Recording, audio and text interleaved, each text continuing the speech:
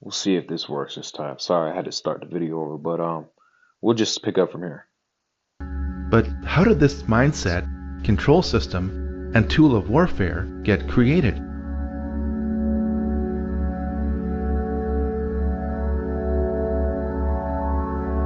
All secret societies trace their origins back to the ancient mystery religions practiced in Sumeria, Egypt, and Babylon. These ancient mystery religions were responsible for keeping a closed population in total subservience to a small elite, which were worshipped as gods, or as intermediaries between the masses and the gods.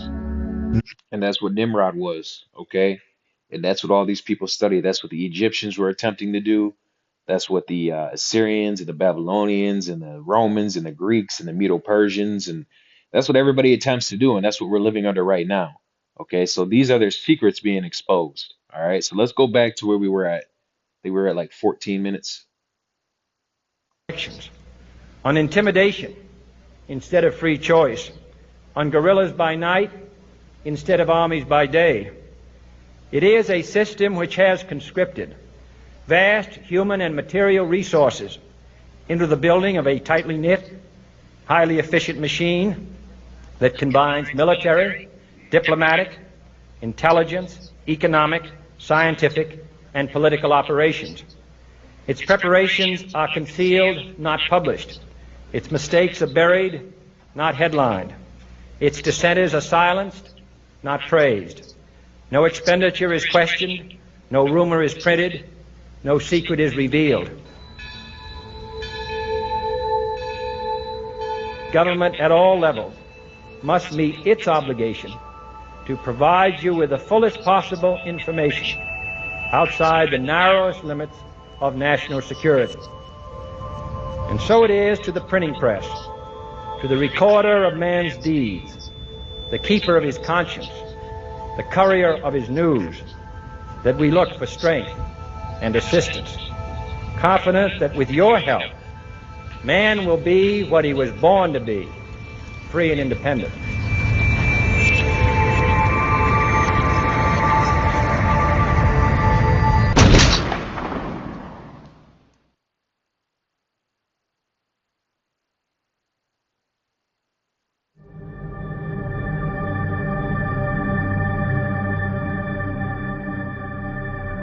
While other cultures were practicing pantheism, the monotheism of the Israelites kept them unique. When the Israelites were true to their faith, they prospered. When they began to absorb the teachings and practices of the surrounding cultures, the Israelites became oppressed by the civilizations they had previously resisted. Yeah, because the Lord told us not to learn the ways of the heathen and worship their gods. Otherwise, he would punish us for breaking the law, statutes, and commandments. And one of the first laws is, thou shalt have no other God before me. So practicing the ways of the heathen is what got us in trouble. And that's exactly why we're here today under this new world order that is about to be established, having our enemies rule over us and dominate us and tell us what to do and go to them for the want of all things and living under the curses of Deuteronomy 28. That's what got us into this trouble, man.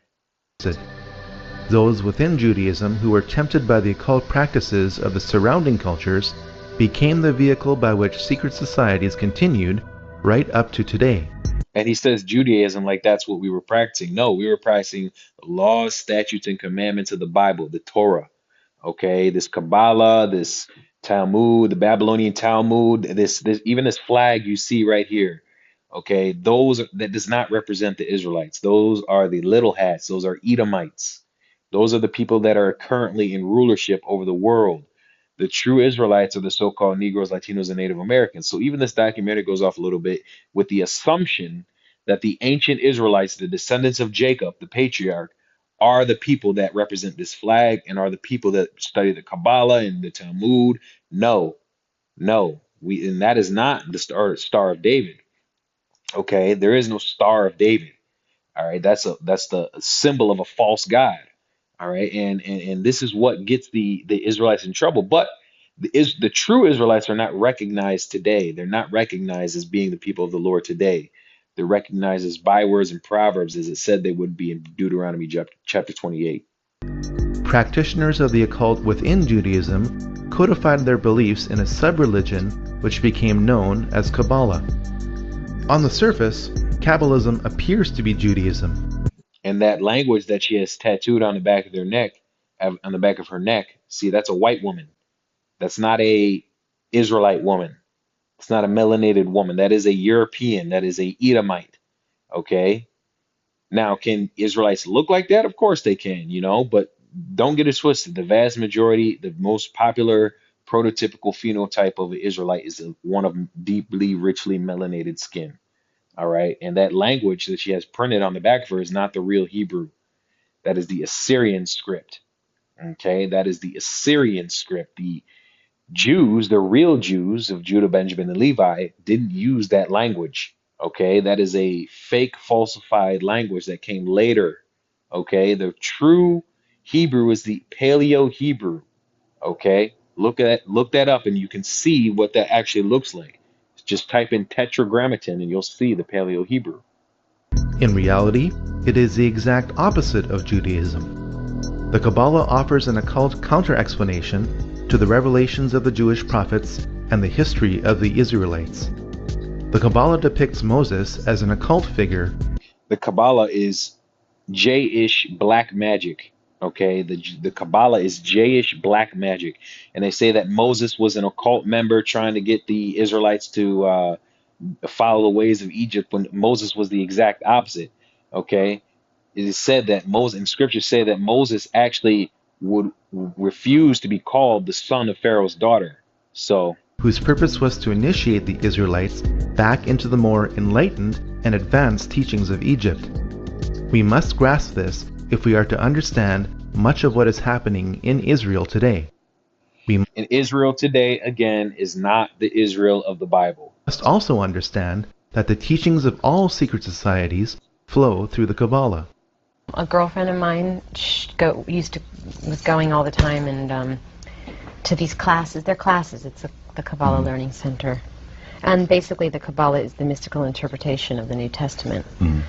And she kept telling me about this really charismatic rabbi named Eitan who told these great stories. And this is the devil right here. Okay, this is the devil right here for you, in front of your eyes. An Edomite woman talking to an Edomite man about Edomite black magic and control of the world. Okay, this is what we're dealing with. She kept going on and on about it, and and I said, listen, Susan, I'm not even Jewish. Why are you telling me these things? And she's like, you don't have to be Jewish. Just come and take it, study. And if you like it, well, you like it. If you don't, leave. So I did. Those of you who have never heard of some of the deep things listening to, I know the words, but I have this space to you. But you've abandoned the love you have. And the soul beast lies like the sea with 10 horns and 7 heads. NATO and the EU. See, everything they're using is going back to the prophecies, man. Everything they're using is going back to the prophecies.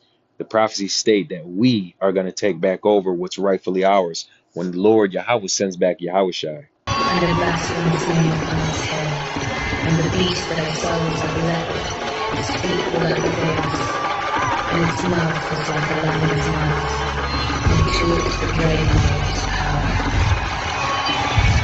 Those represents the Edomite nations, the Greeks, okay, the Romans, okay, and the Medes eventually, which are the Russians today, which, the Medes of the ancient world were not Edomites, but the Medes, which is their landmass, is controlled by Edomites today, and they're called Russians, which represents the end of their rulership, because Russia is going to bring in the end through launching those missiles at the end, being the primary reason why those missiles are going to be launched, okay, at the end of days. And the whole earth followed the beast and swallowed.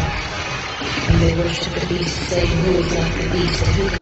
Yeah, who's like the beast? Who can fight against the beast? Yeah, who's like NATO and the EU? Nobody can fight against America. Nobody can fight against the West. The West is the best. Everybody, we should all worship the beast, get down with the image of the beast, get down with the culture and the practices and the religions of Western society. That's the beast. Okay, you Edomites, you Edomite nations, and everything you've established in wickedness. Fight against the beast. It opened its mouth to utter blasphemous. Yeah, blasphemous words against God, white superiority, Edomite superiority, white European, Western civilization is the best. The Western civilization, the society started with the Greeks. God is white. He's a white old man with a beard in the sky. Adam and Eve are white. The Israelites are white. The angels are white. White little babies flying around naked. The Israelites are nothing more than slaves. They're Negroes, Latinos, and Native Americans. All of this bullshit, all the blasphemies that they've been telling for thousands of years. Okay, they're gonna all pay for it. So so that's the point. I don't want to go too far. This is a long documentary, and I recommend everybody watch every bit of it because it was very, very, very enlightening. Okay, you got to know who your enemy is. You got to know how your enemy thinks. And this is basically an expose on Esau Edom and the Nimrodian techniques and practices of the ancient Egyptians and Babylonians, on how they are controlling the world, what they believe, what they're trying to accomplish. Okay, so with that, I'll close out and give all praise, glory, and honor to Yahweh, Bahashim, Yahweh Shai, Bahashim Rakak Radash. Double honors to the apostles and elders, great millstone, for teaching this truth according to the Bible. Shalom.